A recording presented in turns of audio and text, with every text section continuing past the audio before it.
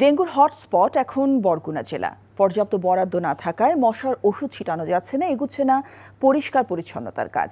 অন্যদিকে আক্রান্তের সংখ্যা বাড়তে থাকে এবং একের পর এক অকাল মৃত্যুর ঘটনায় আতঙ্কিত এলাকাবাসী। বরগুনা থেকে সোহেল হাফিজের পাঠানো রিপোর্ট। বরগুনার ঘরে ঘরে এখন ডেঙ্গু রোগী, তিল ঠাঁই নেই হাসপাতালে।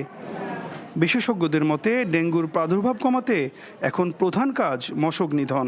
যেহেতু ডেঙ্গু আক্রমণ সবচেয়ে বেশি দেশে, বাজেট তৈরি করে বরগুনা দ্রুত পাঠাতে হবে, জানি প্রশাসন কাজ করতে পারে। উচ্চ ক্ষমতা সম্পন্ন আইডিসিআর একটি টিম গবেষণার জন্য আসছে যে ডেঙ্গুর বরগুনার যে পরিস্থিতি, এটা কোন ভ্যারিয়েন্টের, এই বিষয়ে তারা সবিস্তারিতভাবে গবেষণা করে দেখবেন। বরাদ্দের অভাবে এগুচ্ছে না মশক নিধন এবং পরিষ্কার পরিচ্ছন্নতার কাজ।